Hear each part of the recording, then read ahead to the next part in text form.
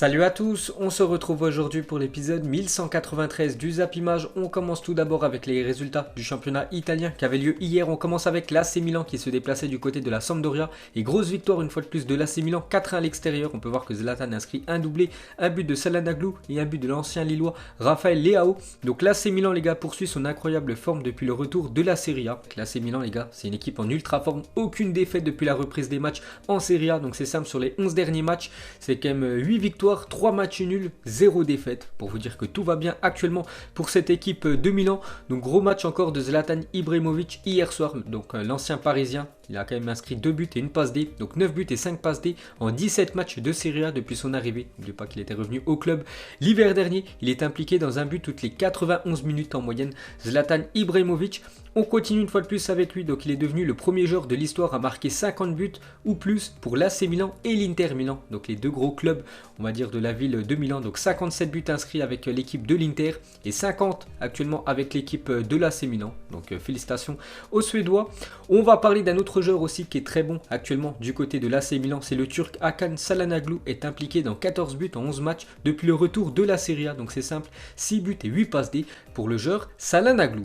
Ensuite, cette fois-ci, les gars, on va parler de l'AS Roma qui se déplaçait du côté du Torino hier soir et victoire de l'AS Roma 3-2. Donc l'AS Roma est assuré de terminer à la 5e position. Donc l'AS Roma qui portait ce nouveau maillot extérieur hier soir. Donc je vous montre cette photo du futur maillot de cette équipe de l'AS Roma, version extérieure. Je l'ai déjà présenté il y a quelques jours. Cette fois-ci, c'est officiel, hein, ça sera bien ça. Le futur maillot extérieur de cette équipe de Rome. Donc Rome est officiellement qualifié pour la phase de groupe de l'Europa League 2020-2021. Le club de la Louve est assuré de finir 5e de Serie A. L'AC Milan finira 6e et jouera le tour préliminaire de la Ligue Europa. Donc voilà le classement final les gars.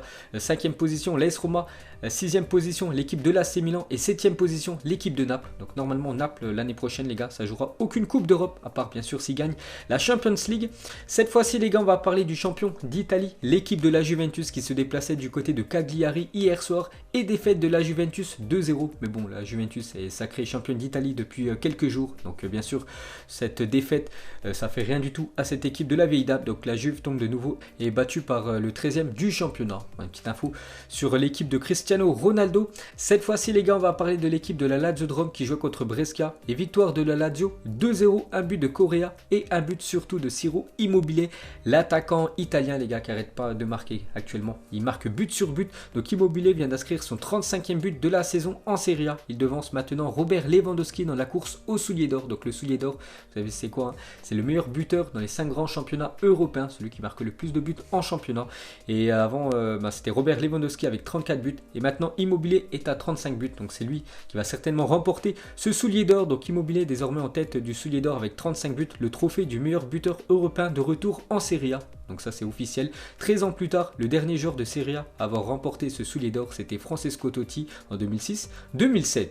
Et pour finir avec le buteur italien, donc il est aussi à seulement un but d'atteindre le record de buts en Serie A, 36 détenus par Gonzalo Higuaín. Donc le record 36 c'était Gonzalo Higuaín lors de la saison 2015-2016. Jamais quelqu'un a marqué plus de buts en Serie A que l'attaquant argentin. Donc Immobile les gars, il ne lui reste plus qu'une journée. Donc le dernier match pour la Lazio, c'est un déplacement du côté de Naples. Donc bien sûr ça va être compliqué. Mais bien sûr s'il marque un but, voire un doublé, ça sera lui le détenteur du nombre de buts inscrits en Serie A. Et pour finir avec lui, donc la Lazio souhaite prolonger Immobile, déjà actuellement sous contrat jusqu'en 2023, de 2 années supplémentaires, donc jusqu'en 2025. Donc les dirigeants romains souhaitent également revaloriser le salaire de son buteur. Donc certainement prolongation de contrat pour Immobile et c'est amplement mérité. Ensuite, regardez le classement du soulier d'or si les pénaltys n'étaient pas comptabilisés. Donc en première position, c'est Robert Lewandowski, 29 buts dans le jeu. Il inscrit le Polonais, il inscrit 5 pénaltys, c'est pour ça qu'il a 34 buts. Bien sûr, Lewandowski, Timo Werner en deuxième position, Ings en troisième position. On peut voir que Immobile, actuellement, c'est lui qui va certainement remporter ce soulier d'or. Normalement, il serait à la 6e position avec 20 buts. Bien sûr, si les pénaltys n'étaient pas comptabilisés. Et Cristiano Ronaldo à la 7e position.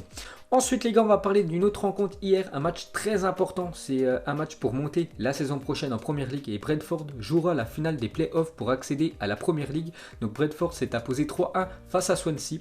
Donc score cumulé, donc 3-2 pour Brentford. Donc Brentford affrontera soit Fulham ou Cardiff pour pouvoir monter en pelle pour la prochaine saison. Ensuite les gars, on peut voir que le nouveau maillot de la Juventus Turin a été dévoilé ce matin. Donc ça sera ça, le futur maillot de la Juventus. Et c'est officiel, donc toujours sponsorisé par Adidas et Jeep. On peut voir que les sponsors seront en doré. Donc moi je le trouve plutôt beau, hein. Il change beaucoup par rapport à celui de cette année. N'oubliez pas que cette année les gars, il y avait une partie noire, une partie blanche. Alors que celui de la saison prochaine, il retrouve un peu son identité avec bien sûr les rayures en mode zèbre. Donc très beau maillot de la Juventus pour la prochaine saison. Cette fois-ci, il y a un autre maillot. Et c'est officiel, c'est Tottenham qui dévoile son futur maillot domicile pour la prochaine saison. Donc voilà le maillot version domicile. Et cette fois-ci, toujours avec cette même équipe de Tottenham, cette fois-ci c'est le maillot version extérieure qui a été dévoilé aujourd'hui.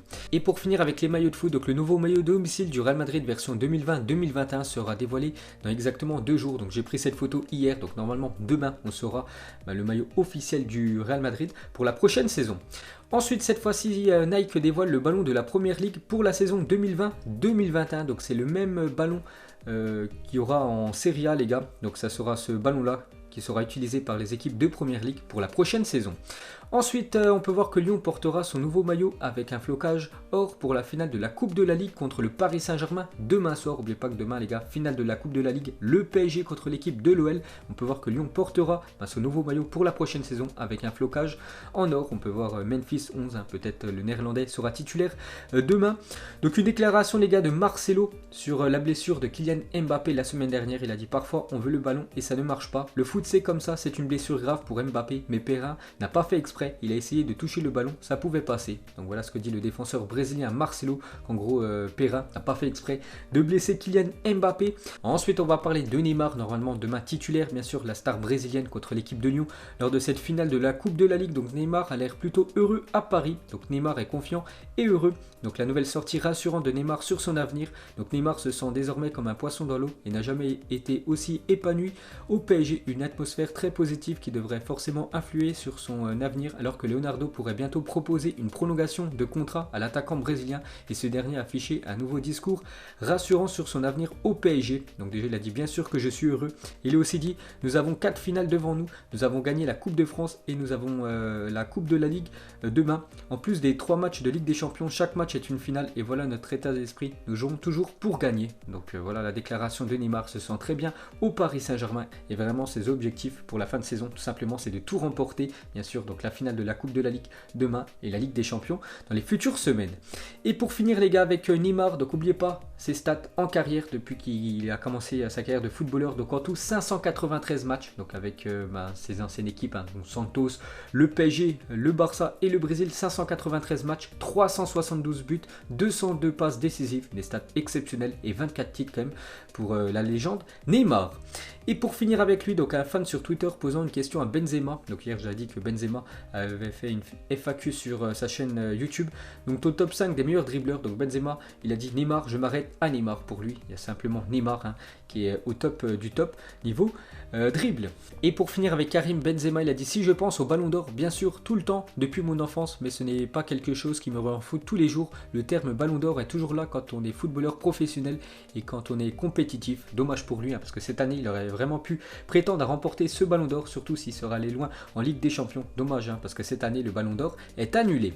Ensuite, direction la Turquie, on peut voir qu'aucune équipe ne sera reléguée à l'issue de la saison de Super League. Le championnat turc se jouera donc à 21 équipes. La saison prochaine, 4 équipes seront reléguées à l'issue de l'exercice 2020-2021 contre 3 promus pour un championnat à 20 équipes en 2021-2022. Donc voilà, aucune descente cette année en première division de Turquie les gars, donc l'année prochaine ça se jouera à 21 équipes ce championnat de Turquie. Et pour finir avec ce championnat turc, on va parler d'un joueur, c'est Ricardo Quaresma et c'est officiel et désormais libre de tout contrat. Le club de Kasimpasa vient d'annoncer son départ, donc il peut signer où il veut, le joueur portugais. Ensuite les gars, on va parler du Stade Rennais. Si une de ces 5 équipes remporte l'Europa League, le Stade Rennais sera en phase de poule de la Ligue des Champions la saison prochaine. Donc pas obligé pour Rennes de passer les barrages on peut dire de cette Ligue des Champions. Donc il faudrait que Manchester United, l'Inter Milan, Séville, le Shakhtar ou Başakşehir, donc 5 équipes qui sont déjà qualifiées bien sûr en Ligue des Champions vu qu'ils ont très bien terminé dans leur championnat. Par exemple Manchester un 3e, l'Inter aussi hein, c'est dans les 4 premiers, Séville c'est 4e de Liga, le Shakhtar ça a gagné le championnat d'Ukraine et Başakşehir ça a gagné aussi le championnat de Turquie. Donc si une de ces 5 équipes là gagne l'Europa League. Donc Rennes sera directement qualifié pour les phases de groupe de la prochaine LDC. Ensuite, on va parler de Orestis Karnesis, 35 ans, va quitter Naples et signer au LOSC. Le montant du transfert est estimé entre 4 à 5 millions d'euros. Mike Maignan est ainsi très probablement sur le départ d'après le journal L'Équipe. Donc Mike Maignan devrait quitter cette équipe de Lille pour aller ailleurs et du coup Lille devrait le remplacer par le gardien de Naples. Ensuite, on va parler de l'Inter Milan. On veut recruter le Chilien Alexis Sanchez, parce qu'oubliez pas qu'il appartient toujours à cette équipe de Manchester United. Donc le salaire du Chilien de 440 000 euros par semaine, c'est énorme, son salaire est totalement inaccessible pour le club italien. Solskjaer ne veut pas de son retour à Manchester United pour la prochaine saison. Alexis Sanchez devra accepter de réduire son salaire pour signer à l'Inter. Donc affaire à suivre bien sûr pour voir si Sanchez préfère descendre son salaire, continuer à l'Inter parce qu'il est plutôt bon quand même actuellement, ou bien sûr toucher encore beaucoup d'argent mais peut jouer peut-être un retour du côté de Manchester. N'oubliez pas qu'Alexis Sanchez avait dit venir à l'Inter c'est comme tomber amoureux à nouveau du football. Donc on verra bien sûr s'il va descendre son salaire pour signer définitivement du côté de l'Italie. Ensuite, cette fois-ci un transfert officiel, on avait parlé il y a quelques jours, cette fois-ci c'est officiel. Ronny Lopez est prêté à Nice avec option d'achat de 20 millions d'euros pour l'ancien joueur de Séville, aussi ancien joueur de Monaco. Donc à Séville il a très peu joué cette saison, donc il revient en Ligue 1, le joueur portugais. Ensuite, accord trouvé entre Manchester City et l'équipe de Valence pour Ferran Torres. Les deux clubs bouclent le transfert actuellement. Donc c'est un transfert aux alentours des 35 millions d'euros. Donc 25 millions d'euros plus 10 millions d'euros de bonus. Donc lui, il est très jeune, hein, je crois il a seulement 20 ans. C'est un très bon joueur. Donc il devrait signer dans les futures heures du côté de City. Ensuite, on peut voir que Mediapro s'est mis d'accord avec Netflix pour la création d'un abonnement avec accès à la plateforme à moins de 30 euros par mois avec engagement d'1 an, d'après le journal L'Équipe. Donc vous pourrez peut-être regarder du foot, les gars, l'année prochaine, la Ligue 1 sur Netflix, hein, parce que Mediapro et Netflix ont trouvé un accord ensemble. Ensuite, nouveau look pour Mohamed Salah, l'attaquant de Liverpool. On peut voir qu'il a coupé un peu les cheveux, surtout sur les côtés. Donc voilà la nouvelle coupe de l'attaquant égyptien. Et cette fois-ci, des nouvelles de l'ancien bordelais Marouane Chamakh, qui a actuellement 36 ans. Donc tout va bien actuellement pour le joueur marocain. Ensuite, officiel, le Community Shield se jouera le dimanche 29 août prochain. Donc il opposera Liverpool, vainqueur de la Première Ligue, soit à Chelsea, soit à Arsenal. Donc la finale de la FA Cup qui a lieu ce week-end. Ensuite, on va parler du gardien espagnol de l'équipe de Chelsea, Kepa Arrizabalaga, que je vous parle depuis quelques temps pour vous dire qu'il a des stats très moyennes pour un gardien qui a été acheté quand même plus de 80 millions d'euros. Donc sur la saison 2019-2020 de Première Ligue, Kepa a sauvé seulement 53,5% des tirs qu'il a concédés. Aucun gardien avec au moins 5 matchs joués ne fait pire, pour vous dire que ses stats sont catastrophiques. Sur les 47 buts qu'il a encaissés, sur 14 d'entre eux, 30%, l'Espagnol n'a même pas bougé de sa ligne de but. Donc n'oubliez pas qu'il a été recruté 80 millions d'euros. Et Chelsea cherche absolument à s'en débarrasser pendant ce mercato 2020. Ensuite, regardez le nouveau logo du Deportivo Alavés. Donc l'ancien logo, les gars, c'est le logo de gauche. Et maintenant, le nouveau logo pour cette équipe espagnole, c'est le logo à droite. Ensuite, officiel, Joël Veltman, 28 ans, quitte l'Ajax Amsterdam et s'engage jusqu'en juin 2023 à Brighton. Donc hier, j'avais dit que Adam Lallana rejoignait cette équipe de Brighton.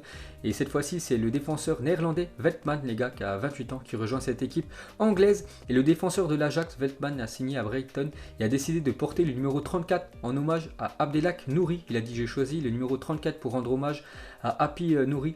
Tout le monde sait ce qui lui est arrivé. C'est un joueur fantastique et un homme fantastique. Il était ami avec tout le monde en dehors du terrain. Je sais qu'il sera fier de moi de me voir en Première Ligue. Un hommage magnifique bien sûr de la part du néerlandais.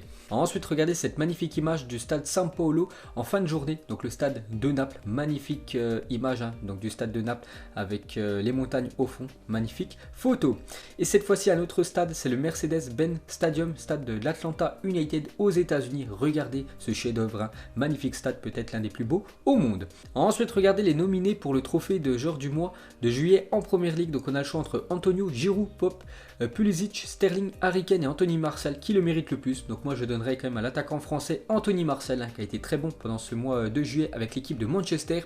Et cette fois-ci, regardez les nominés pour remporter le prix du meilleur entraîneur du mois de juillet en Première Ligue. Donc Guardiola, Hassan Huttl, Mourinho, Moyes ou Solskjaer. Donc cette fois-ci je le donnerai à l'entraîneur de Manchester United, Solskjaer. Donc voilà les gars, la fin de ce Zapimage 1193. Donc si ça vous a plu, un petit like et je vous ferai l'épisode 1194 demain. Donc moi je vous laisse et je vous dis à la prochaine comme d'habitude. Ciao à tous.